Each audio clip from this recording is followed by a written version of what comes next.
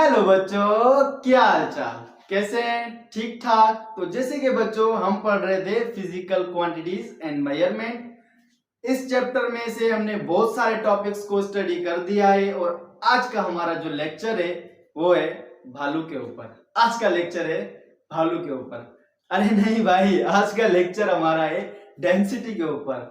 आज हम बात करेंगे इस लेक्चर नंबर 8 में डेंसिटी की और देखेंगे कि डेंसिटी क्या है, उसका फार्मूला क्या है और कैसे डेंसिटी को फाइंड किया जाता है, और उसके साथ साथ measuring of the density complete study करेंगे। तो ठीक है बेटा, so I welcome all of you to the KCC series of class 9th physics. STP book हम डिस्कस कर रहे हैं, उसमें चैप्टर नंबर 1 है। ठीक है, तो देख लेते हैं कि चैप्टर नंबर 1 में डेंसिटी का कॉन्सेप्ट क्या है। चलो आए स्टार्ट करते हैं आज का वीडियो लेक्चर। चलो, डेंसिटी क्या है? डेंसिटी क्या है? तो डेंसिटी हमारे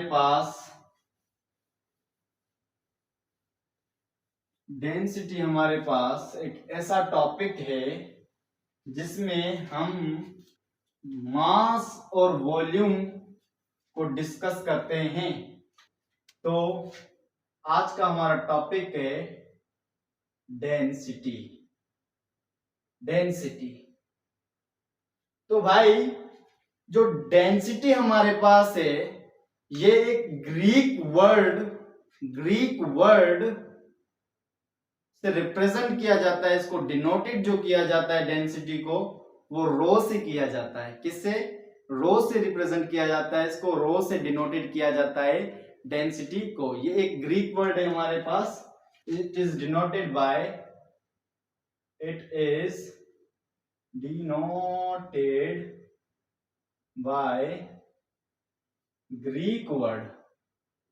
ग्रीक वर्ड रो। क्या है भाई? रो। ठीक है, इसका सिंबल है ये। ठीक है बेटा। अच्छा, डेंसिटी की डेफिनेशन क्या है? डेंसिटी की डेफिनेशन है मास अपॉन वॉल्यूम। ठीक है बेटा, लिखते हैं कि डेफिनेशन डेंसिटी क्या है। It is the mass upon volume. Density की डेफिनेशन क्या है? Mass upon volume is called density. ठीक है बेटा, तो मास अपॉन वॉल्यूम को हम कहते हैं डेंसिटी। अच्छा, डेंसिटी का सिंबल क्या है हमारे पास? ये रहा सिंबल मास, ये रहा मास अपॉन वॉल्यूम, ये हमारा। ठीक है, तो ये थी आपकी डेंसिटी। बस इतना ही? नहीं भाई, आगे भी देखेंगे डेंसिटी का कॉन्सेप्ट। ठीक है बेटा, तो मास अपॉन वॉल्यूम को हम डेंसिटी कहते हैं। ठीक है बेटा, अब हम बात करेंगे कि हमारे पास बहुत सारे ऑब्जेक्ट्स होते हैं और सब्सटेंस जो हमारे पास होते हैं उनकी डेंसिटी कैसे मेजरमेंट की जाती है। तो बेटा, जो आपके प्योर सब्सटेंस होते हैं ना, आपके पास जो प्योर सब्सटेंस होते हैं, जैसे कि आपके पास गोल्ड हो गया, एल्यूमिनियम हो गया, तो ये जो हमारे पास प्योर सब्सटेंस होते हैं ना हमारे पास, तो उन प्योर सब्सटेंस की जो डेंसिटी होती है वो कांस्टेंट होती है। क्या होती है? डेंसिटी कांस्टेंट होती है। ठीक है, वो डेंसिटी चेंज नहीं होती। मास पे डेंसिटी डिपेंड नहीं करती। Density is not depend on mass. Density mass पर डिपेंड नहीं करती। ठीक है बेटा, और डेंसिटी जो प्योर सब्सटेंस जैसे कि गोल्ड हो गया, इनकी हमेशा कांस्टेंट होती है। तो क्या है? Density is not depend on is not depend on is not depend on मास। ठीक है, क्योंकि जो हमारे पास सबस्टेंस जो है वो पार्टिकल्स का बना होता है, पार्टिकल्स का बना होता है, वो प्योर सबस्टेंस का बना होता है। ठीक है, प्योर सबस्टेंस का बना होता है पार्टिकल।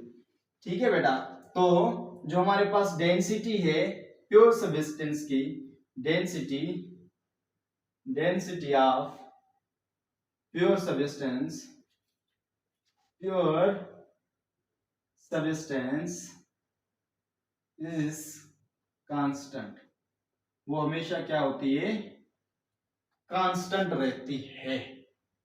ठीक है बेटा, अब हम देखेंगे कि डेंसिटी का जो हमने फार्मूला लिखा है मास का, मास अपॉन वॉल्यूम, तो इसको मास को रिप्रेजेंट करते हैं हम m से और वॉल्यूम को करते हैं v से। ठीक है बेटा, अच्छा अब हम बात करेंगे कि इसका यूनिट क्या है, डेंसिटी का यूनिट क्या है। तो आप लोगों को पता है मास का एसआई यूनिट क्या है, किलोग्राम। क्या है मास का एसआई यूनिट, किलोग्राम। मास का एसआई यूनिट क्या है, किलोग्राम। और वॉल्यूम, वॉल्यूम आपको पता है वॉल्यूम का यूनिट क्या है, मीटर क्यूब। तो आपके पास डेंसिटी का यूनिट क्या है, किलोग्राम पर मीटर क्यूब। ठीक है बेटा, और कभी कभार इसको ग्राम पर सेंटीमीटर क्यूब में भी लिखा जाता है, क्योंकि ये यूनिट कन्वर्जन है। ठीक है बेटा, तो अब हम बात करेंगे आगे, चलो देखते हैं आगे, इसको रेस कर लेते हैं। ठीक है बेटा, तो हमने बात कर ली यूनिट्स की। ठीक है, अब हम देखेंगे कि मेजरिंग ऑफ द डेंसिटी क्या होता है, डेंसिटी को कैसे मेजर किया जाता है। चलो आए देखते हैं मेजरिंग ऑफ द डेंसिटी। सारे गमनो होना पुल के जीवांगा, छोटी गई जिंदगी नु कुल के जीवांगा। सारे गमनो पुल के जीवांगा, छोटी गई जिंदगी नु पुल के जीवांगा। तो बेटा हाँ ऐसा ही है, छोड़ दो यार, सारे गमों को छोड़ दे, सारे गमों को छोड़ दे, आए इधर, इधर आए, इधर खुल के जीते हैं, मजे से एंजॉय करते हैं, खुल के जीते हैं, छोड़ दे इन गमों को। चलो बेटा देखते हैं मेजरिंग ऑफ द डेंसिटी। तो डेंसिटी को कैसे मेजर किया जाता है, बेसिकली दो मेथड हैं डेंसिटी को मेजर करने के। हमारे पास कितने मेथड हैं, there are two types of methods,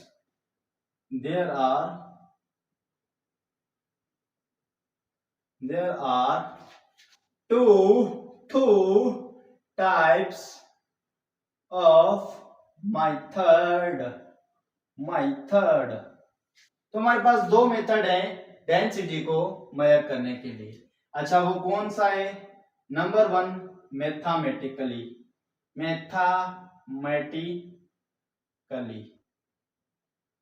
ठीक है। अभी अभी आपको हमने बताया था डेंसिटी का फार्मूला क्या था भाई, रो इज इक्वल टू मास बटे वॉल्यूम। ठीक है बेटा, तो मैथमेटिकली फार्मूले से आप जो है वो डेंसिटी फाइंड कर सकते हैं। ठीक है, अगर आपके पास कोई भी किसी भी सबस्टेंस की आपको डेंसिटी फाइंड करनी है, तो आप मैथमेटिकली वे से इस फॉर्मूले को यूज करके आप डेंसिटी फाइंड कर सकते हो। और जो दूसरा तरीका है हमारे पास, जो दूसरा मेथड है हमारे पास, वो है प्रैक्टिकली।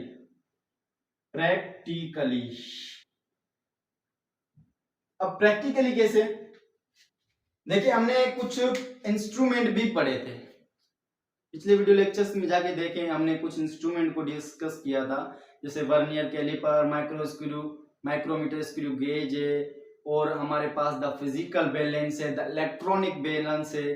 ठीक है ना, तो ये हमने सारे डिस्कस किए थे। अच्छा अब हमारे पास क्या है, मास है। क्या है हमारे पास, मास है। तो मास को फाइंड करने के लिए हम कौन सा इंस्ट्रूमेंट यूज करते थे, द फिजिकल बैलेंस या द इलेक्ट्रॉनिक डिवाइस ले लें आप, द इलेक्ट्रॉनिक बैलेंस ले लें, ठीक है ना।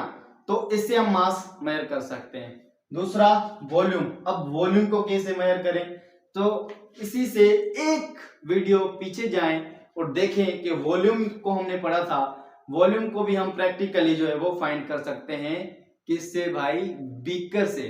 किससे, बीकर से। बीकर हमारे पास एक इंस्ट्रूमेंट है, उसके अंदर स्केल ग्रेजुएटेड होती है और वो हमें वॉल्यूम फाइंड करके देती है, ठीक है बेटा। तो आप वॉल्यूम भी फाइंड कर सकते हो। तो प्रैक्टिकली मेथड होता है, एक हमारे पास मैथमेटिकली जो है वो मेथड होता है डेंसिटी को फाइंड करने के लिए। अब हम बात करेंगे एक क्वेश्चन की, और आपको देंगे क्वेश्चन, बहुत ही अच्छा क्वेश्चन, और आप उसको वीडियो को पॉज करेंगे और खुद से ट्राई करेंगे, ठीक है बेटा। खुद से ट्राई करेंगे, खुद से पहले ट्राई करना और आंसर निकालना, फिर आना यहाँ पे और देखना कि क्या है, ठीक है बेटा।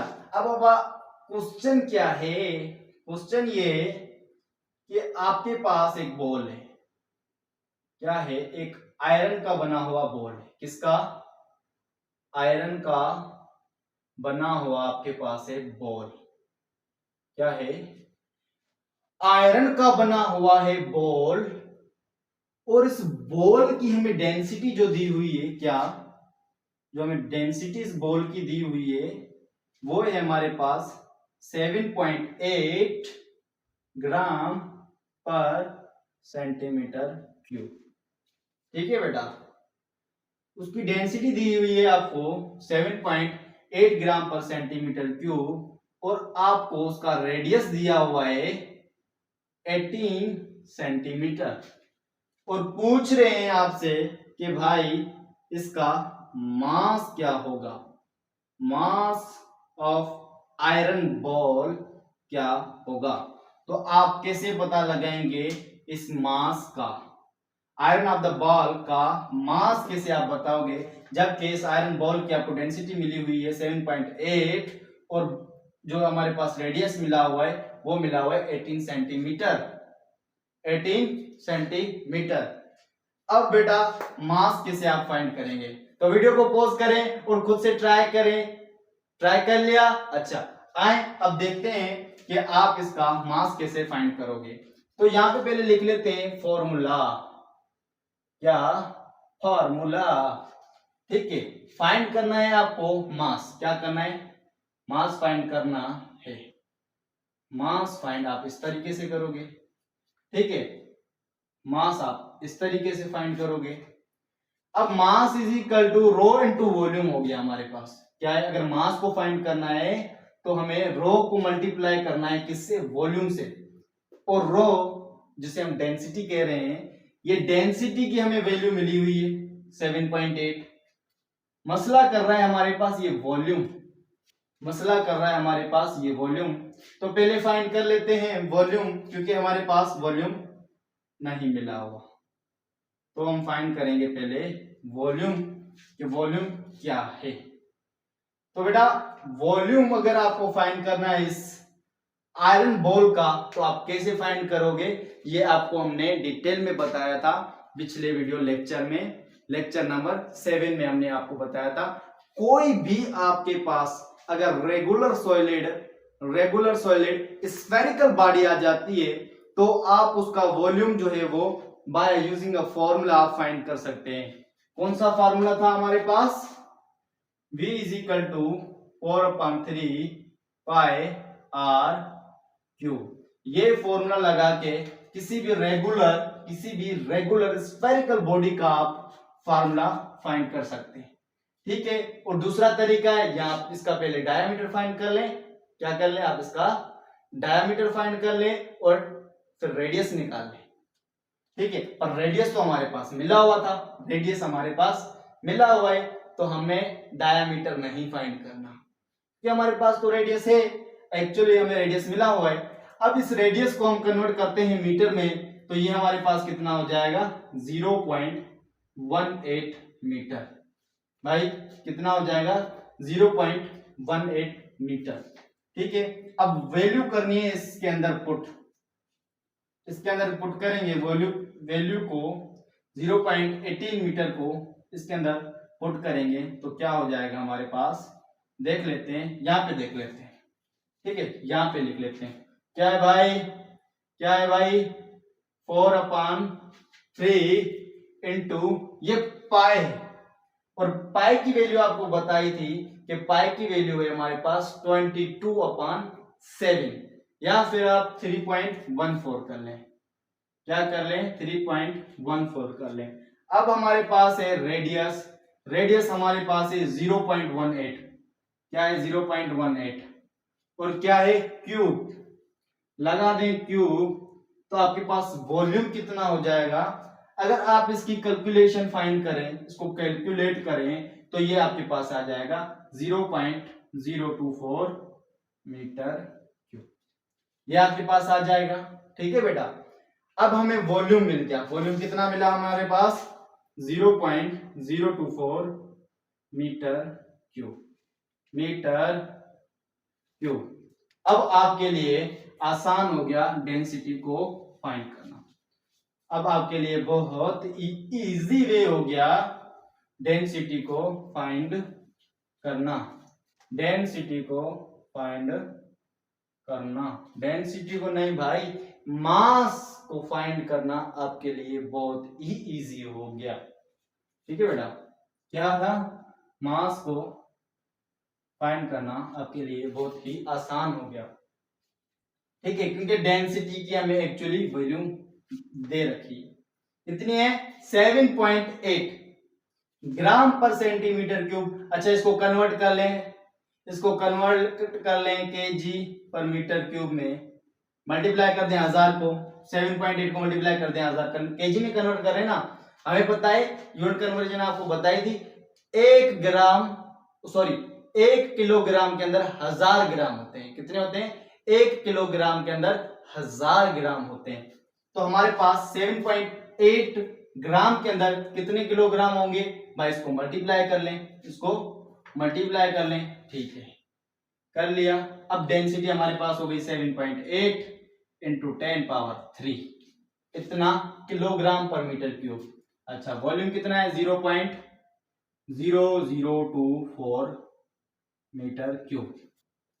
ठीक है बेटा, ये किलोग्राम पर मीटर क्यूब, ये हमारे पास हो गया किलोग्राम पर metre cube into metre cube. अब मीटर क्यूब में से कैंसल, बाकी बचा किलोग्राम, इसको मल्टीप्लाई किया तो हमारे पास जो आंसर आएगा वो कितना आएगा, बताएं, कितना आया था आपके पास, कितना आया था आपके पास, चलो देख लेते हैं भाई। इसको आप जब मल्टीप्लाई करोगे तो आपके पास आंसर आएगा 187.2 kg, ये आपके पास आंसर आया होगा।